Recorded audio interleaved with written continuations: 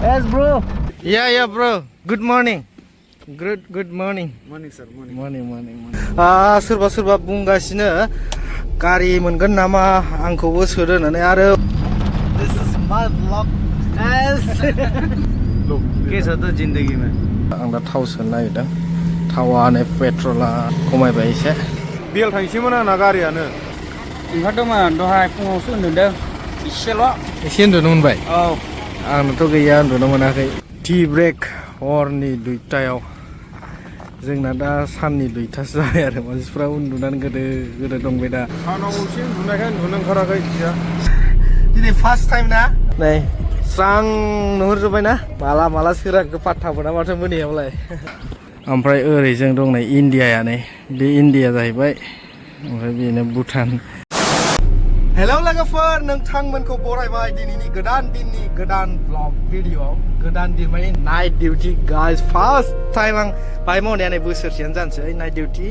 दिनैसो first time मावफेरबाय आरोखि आं ओमफ्राय दा टाइमानो 10ता 22 जाबाय ओंखाम जानानै फैबाय लाब्रा बायदिसिना दङमोन आलु ओमफ्राय मा नाम होनो आंबो बारा मिथिलाय लाङा लाब्राफोरखौ ओमफ्राय जायखिया दालिमोन आरो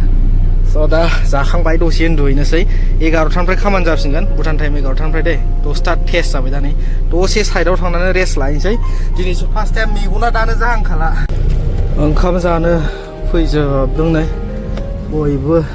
ओमफ्राय सोरनाबा नाइटआव गैया आरो ओरैनो जिरायनानै दंजोबो खामानि दामानि गैया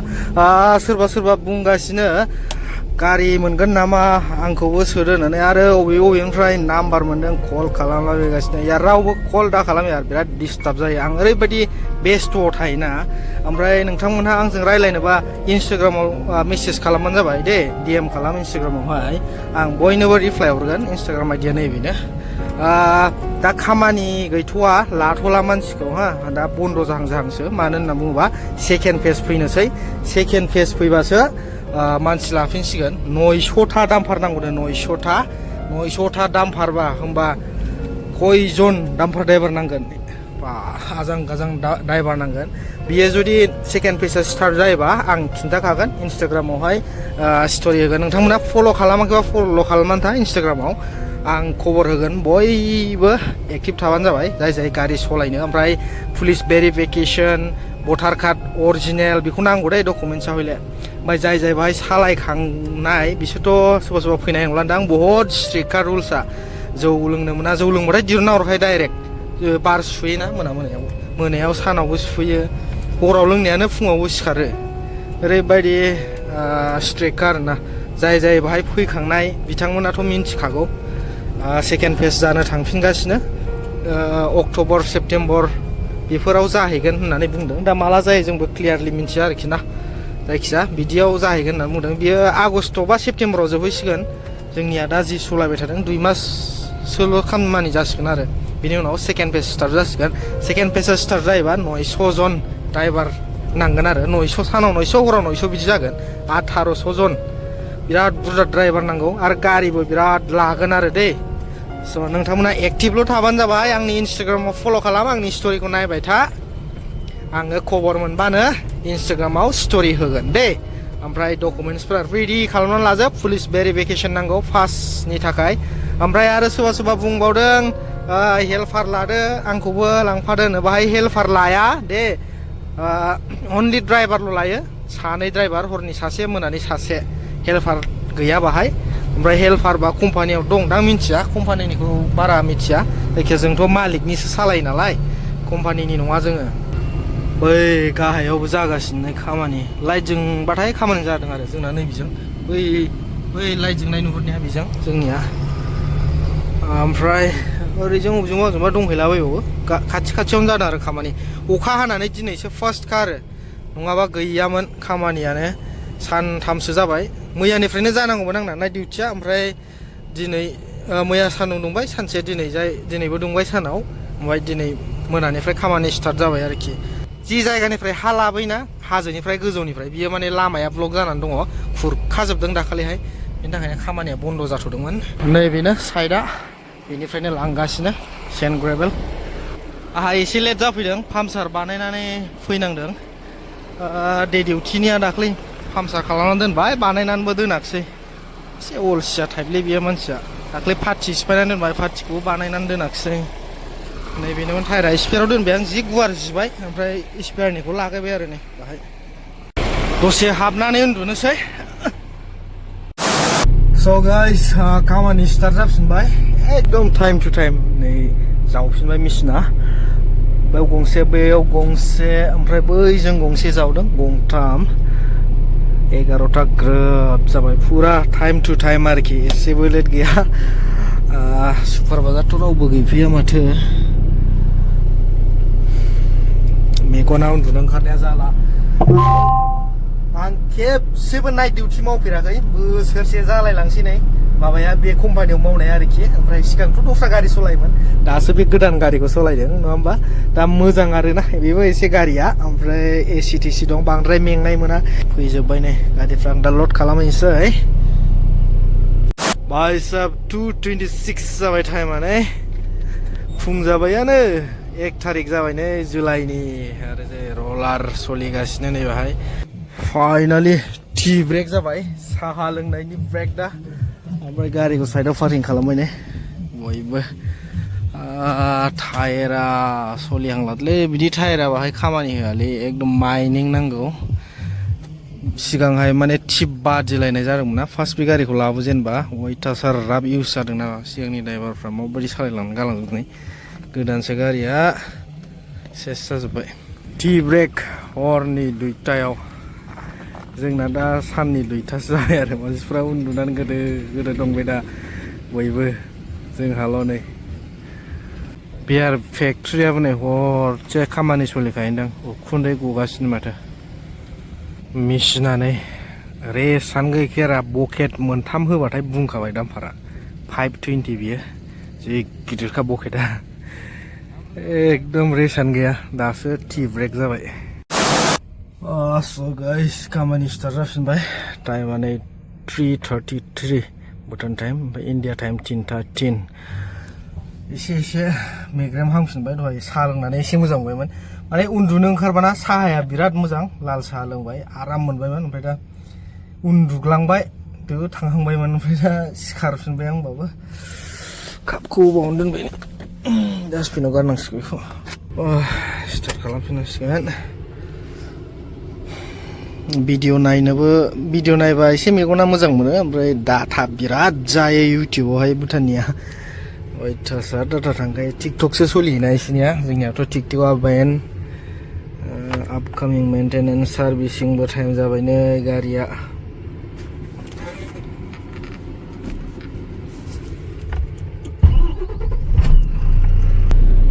सारि 5 6 7 4 घन्टाल'सै माने 3.5 घन्टा भुटाननि 7टायाव सुथि जागोन नालाय भुटाननि 6:30आवनो साइन होजोबनांगौ माबायावहाय लग बुकआवहाय नैबेहाय होमबाना सुथि जाबाय आरोखि 7टा जाबाथाय हायो जेबो नङा दिनै फार्स्ट टाइम ना एसे उन्दुनाय बानाय जाबाथ' जेबो नङामोन नाइटआवसो मोजांसिन मोनबाय आं सानावहाय पुरा गरम जायोना सान्दुङा हिट जायो ग्लासाव पर्दा गैयाना बिराद गरम जायो सानाव ओमफ्राय हाथारबो जायो थांनो फैनो बेखायनो हरावसो एसे मोजांसिन मोनबाय आङो खामानिखौ मावनो ओमफ्राय दा उन्दुनायाल' एसे बोरैबा जादों आरो माने उन्दुनाय जायाखैना खामानिया मैयाहायबो जायाखै दाखालिहायबो जायाखै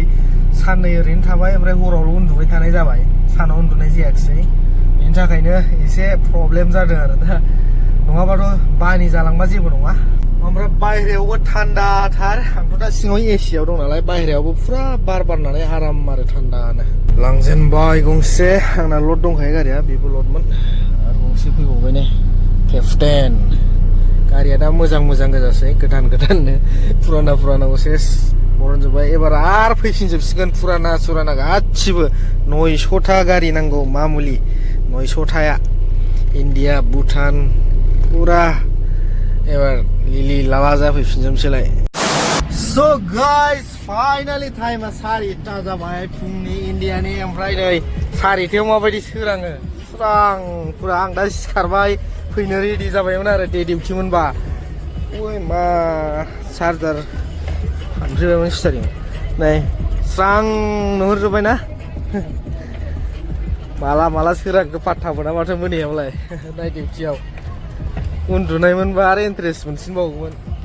बारा हार्ड नङा बांद्राय जेबो मोनाखै आं इन्टारेस्ट मोनदों माने हाथार जाया नाइट डिउटि बा फैनायाव मायाव आरोखि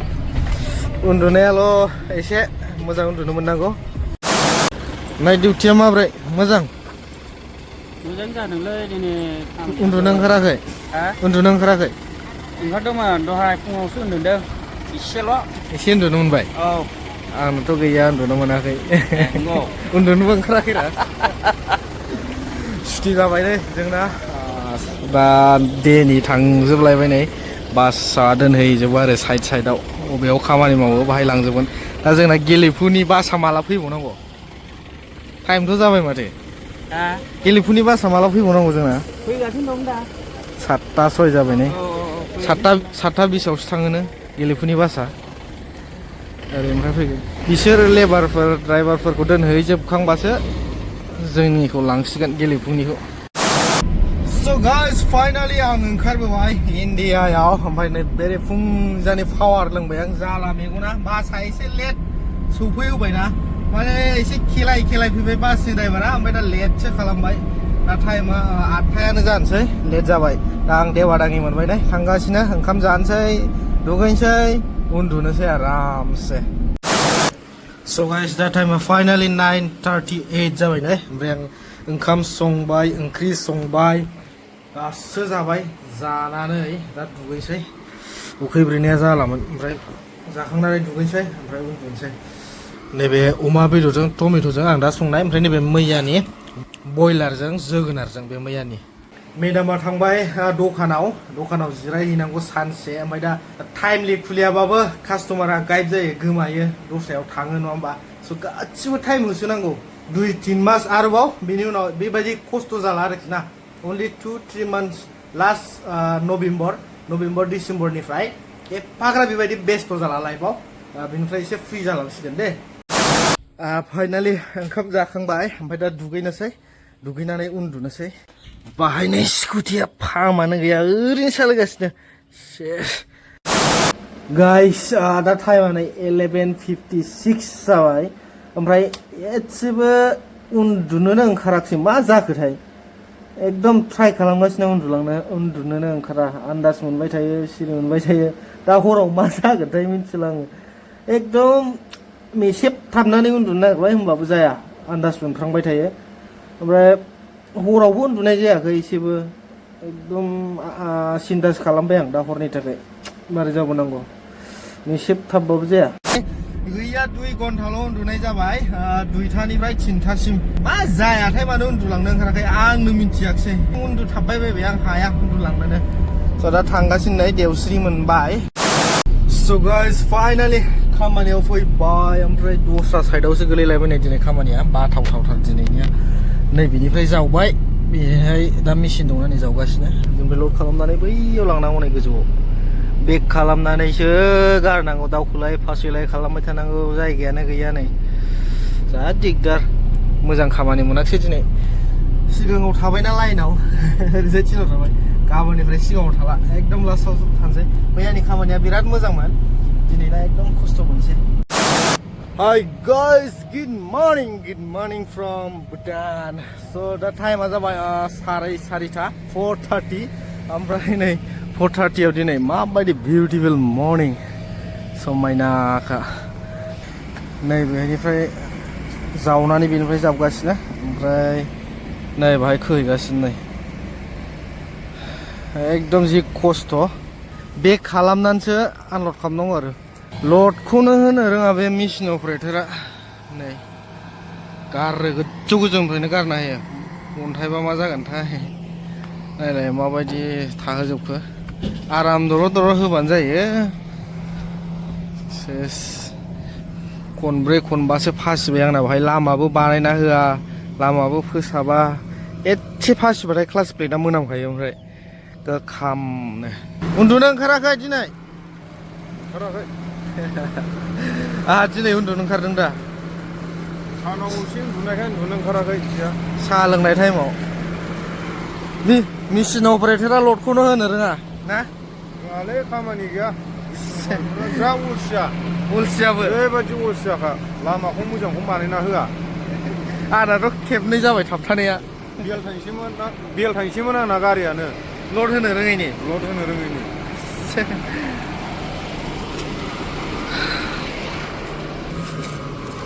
फोसाबना हैखानसै दा टाइम मोननाय नङा थावा अयथासार जाबायना एक नाम्बार सि गियार एक नाम्बार लगायनानै खारबाय थाबाय बिनिफ्रायनो बैयाव जाहैबायना खाथियावनो इसिबो बन्द' खालामखाया हरसे रानिं इसियाबो लड होनाया नायब्रा नै सिगांजोंल' होयो उनजों गैयानो नै खालिसो उनजों नायलाय नैबे सिगाङावल' लडानो एसे खम सिखम मिलायना हरबानो जायो फाइनालि सुथि जानानै फैबाय ओमफ्राय दिनै लेट जालायबाय नै बासआ आं दा थाव सोनो नागिरदों थावा नै पेट्रला 95.58 95ल' जालायबाय नै खमायबाय एसे स' फाइनालि आं दा देवस्रि मोनफैबाय ओमफ्राय ओरैजों अखा हादों नै कारेन्टआ गैखायालाय बियो एसेबां गरमाव उन्दुनो दिगदार जानोसैलाय हाय गाइस गुड इभिनिं दा टाइमा जाबाय बेलासिनि 4टा आं ओंखारफिनलायबाय नै ओमफ्राय नोंथांमोना सोंबाय थायो आंनाव मा फनजों भिडिअ खालामो मा फनजों भिडिअ रेकर्ड खालामो होननानै स' आं नै बे S24 5G FE नङा दानि FE गोदान फैबाय बेबायदिनो एखे ओमफ्राय बेयो 70,000निमोन दै S24 आल्ट्राबो नङा S24 5G फार्स्ट ओंखारनाय बियो ओमफ्राय 70,000 लादोंमोन आरोखि उनाव मोनसे दंबावो नै Poco M5 सेकेन्डारि फन बेयो बाहाय ओरैनो कल सल फैग्रा आरोखि दे ओमफ्राय दा भिडिअआ रेकर्ड जागासिनो GoPro Hero 10 जों दे Hero 10 जों दा शुट जागासिनो बिनि क्वालिटिखौ खोन्थाहर नोंथांमोनानै आं बांद्राय इउज खालामला बे GoProखौ माने उसुबिदा जायो लानो मानो GoProआना एसे बुगदांदांबो फनफोरबा सिफियावनो थायो स' फनानो बेस्ट ओमफ्राय दा आं बारा इउज खालामा आरो बे GoProखौहाय मालाबाल' इउज खालामो ओ भाई साहब बरिया भिउ नै दा बेलासिनि टाइमाव सायहाजों ओमफ्राय एसे सान्दुं सोरखिनायजों बै दंफां बारिनिफ्राय जि मोजां भिउ नुदोंना रियेलावहाय केमेरायावसो माबायदि फैगोनथाय बेयो दा GoPro Hero 10 जों शुट जागासिनो दे मोननैबो फना बाव दं नै आंना दिनै बिस्थिबार बाजार नै हाट बाजार दादगारिनि आवगोलावहाय मेलाबो जादों बे गेट गुदियावनो आरोखि मेला दैलांनि मेला जायो दादगारियावहाय सिगांनिबो जायोमोन दैलाङावहाय दा हरैजाय लांबाय बै गेट गुदियाव आरो स' गाइस फाइनालि भुटाननि 6:09 जाबाय ओमफ्राय आं दा बास नेगासिनो ओरैनिफ्राय फैगोन ना ओरैनिफ्राय फैगोन जाखो माला फैबावनांगौ टाइमा जालांसै माथो 6:30 फैयो जानोसै ना 6:30 बेसे जाखो Bhutan time 6:24 Yeah bro good morning good morning sir morning अभी हम लोग का हो गया मॉर्निंग So guys दा मोनफैबाय नै ओमफ्राय बाहाय रानजोब्बाय सोर बबेथिं थांनांगौ बबेहाय मा मावनांगौ 7:21 जाबाय टाइमा दा आंनिया दाखालि फार्स्ट मावनाय साइडआवनो गोलैबाय थाखुमासो मैयानि खामानियावथ' आं थांथारखाया होननानै एकदम साइडआव थाखुमाबाय थाखादों बिराद खस्थ'ना बे खालामसो गारनांगौमोन नै बेबो थाखुमाग्राया सासे दिनै आंजों ज' गोलैबाय पार्टिफोरखौ चेक खालामनांगौ सालायनि सिगां नङाबा बरनाम जालायगोन ना माने सानाव सालायनानै लाबोबाय दा हराव आरो हरसे नै बे गुटखाया एसे क्रेक जाबाय नै गुटखाया आइसार फनिया बेनो मोनसे बेमारि गारि गोदान खनसे खालामजोब्बाय नै खायलें जाजोब्बाय गुटखाया सोलायनांसिगोन बियो बगिनि उननि पार्टिनि गुटखाया ओरैजायना थिगानो दं उननिया ओरै सिगां साइडनिया जाला अलराइट गाइस चेक जाजोब्बाय गासिबो थावाबो हाफ टेंकि दं इउरियाबो दं स्टार्ट खालामसै बिदिबा दिनैनि डिउटिखौ ओमफ्राय पाम्पसारबो गैया अके अलराइट ओंखारनोसै स' गाइस दिनैजों हरथाम जाबाय नाइट डिउटिया एसे एक्सपिरियेन्ससिन जासिनबाय बानि जालांहांबाय उनाव लाइन फैजोबगौ आंनो सिगां आंनि उनाव गोजा गासिबो नै लाइन फैजोबगौ 20टा डाम्पार आंनो 1 नाम्बाराव दङ आरोखि नैबेखौ सिथाबनांगौ गारियाव नै बे गारि नाम्बार ओमफ्राय बे बारकड टिप मोनबैसे बोखो माने हार टिप मोनफ्रामबो बाहाय स्केन खालामबाय थायो आरो मोनसे स्केनार मबाइल बायदि दङ बेजों स्केन खालामबाय थायो आरोखि बेखौ बारकड स्केन खालामग्रा दङ ओमफ्राय टिप मोनबैसे जाखो अफिसाव फुरा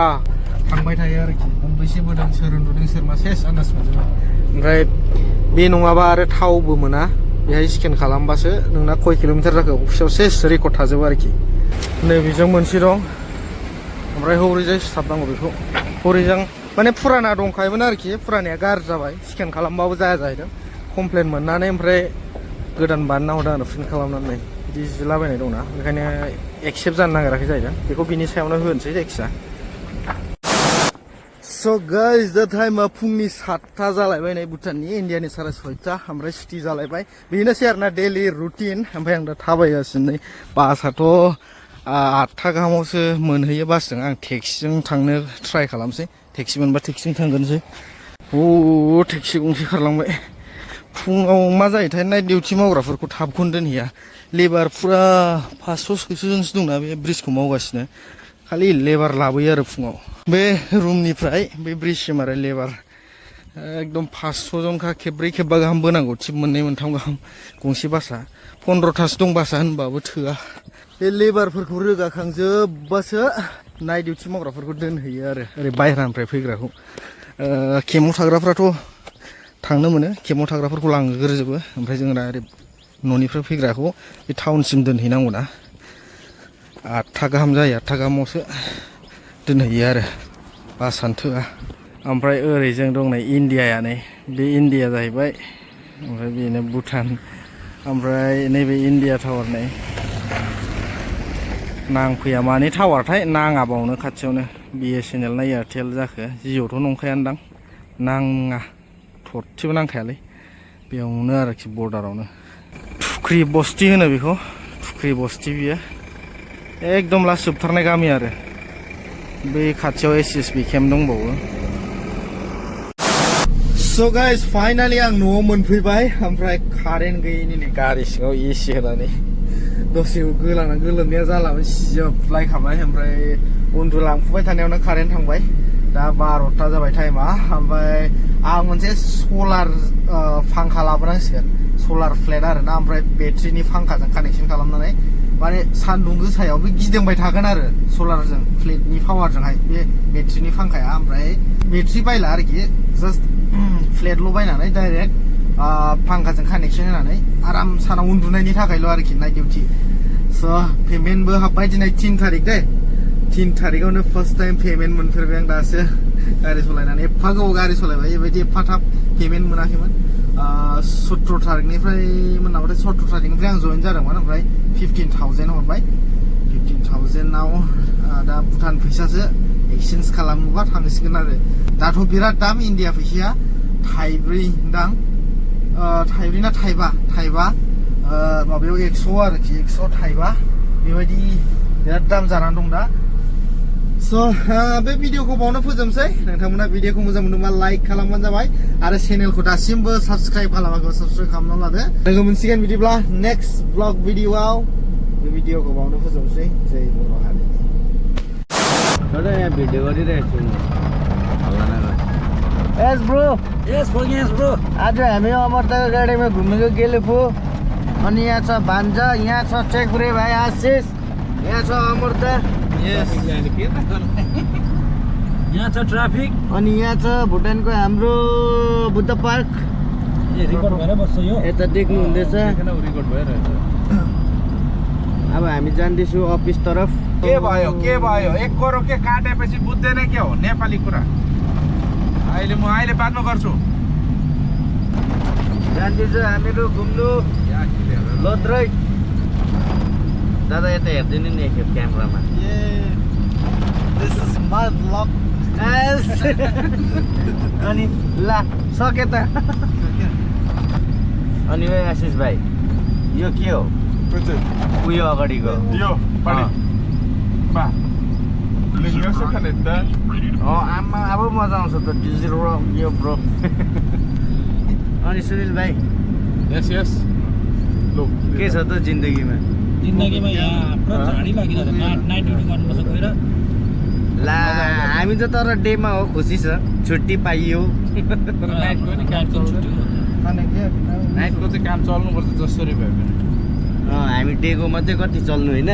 नाइटको पनि हुनु पर्यो नि त हौ कोही कोही बेला त हामी डे मात्रै बोरिङ भइरहेछ अनि आज यहाँ हामी फेरि हामी चाहिँ फेरि आज भुटानको ब्याङ्क एकाउन्ट बनाउनु गएको थियो अब पानी नपरेर हल्का पानी रोकेर चाहिँ गएको भयो